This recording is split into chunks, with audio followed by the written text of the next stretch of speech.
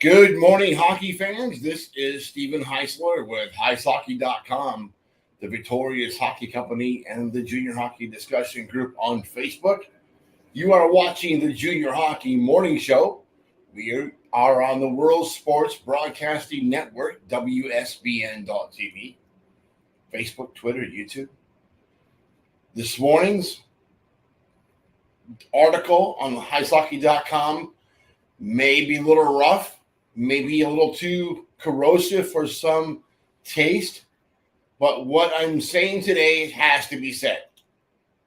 Today is Thursday, September 7th, 2023, and I think the 2023-24 season will produce the first time that I can remember where a hazing incident results in a player or coach being led out of the hockey rink in handcuffs. That's where we are. Today's article is titled Hazing for Dummies.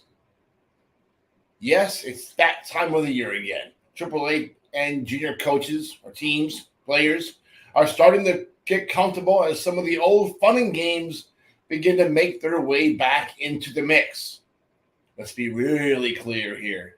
Players that insist on the continuation of the kangaroo court and hazing rituals will find themselves on the outside looking in.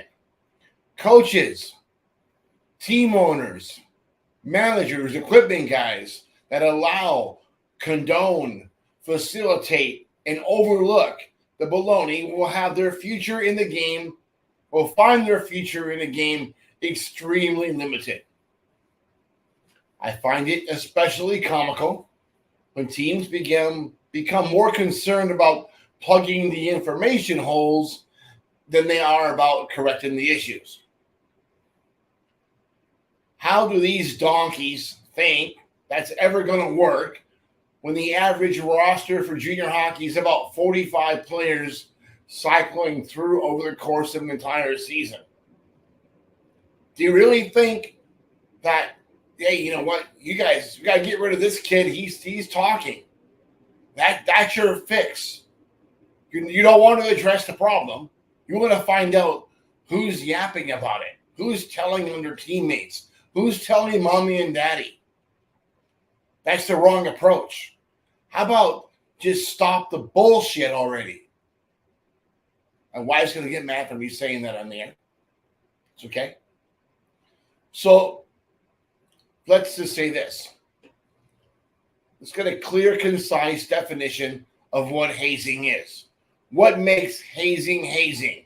And I'm going to give you the direct thought behind this. Any mental or physical requirement, request, or obligation placed upon any person that could intentionally or unintentionally cause discomfort, pain, fright, disgrace, injury, or which is personally degrading for the purpose of initiation into, admission into, affiliation with, or as a condition of a continued membership in a group or organization. A person's expressed or implied consent to hazing does not negate the above standards. Pretty simple. But let's break it down for you a little bit more, because this issue is widespread across the entire continent. Examples of hazing. Hazing can be subtle, harassing, or violent in nature. It can manifest itself in the form of physical violence, forced physical activities, or psychological and emotional harm, which can be violations of the law.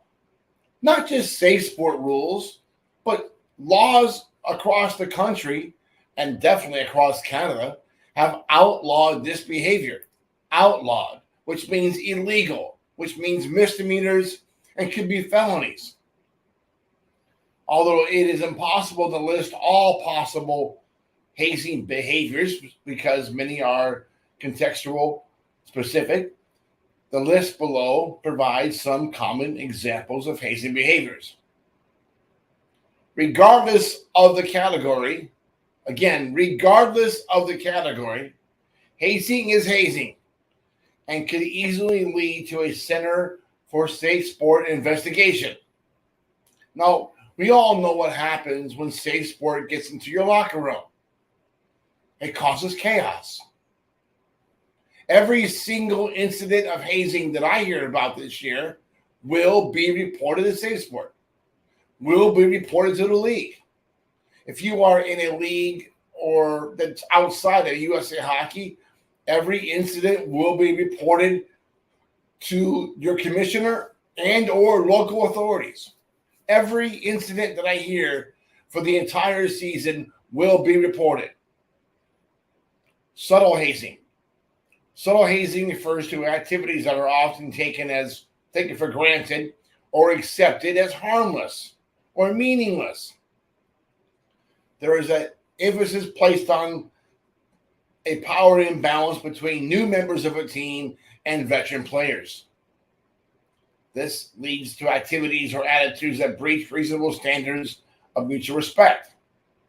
Examples may be requiring new players to perform unnecessary tasks or duties, require extra physical work, sit-ups, push-ups, sleep deprivation, the assignment of meaningless tasks, required greetings, required carrying of certain items like hockey bags, required walking to groups in a certain area, restriction of communication.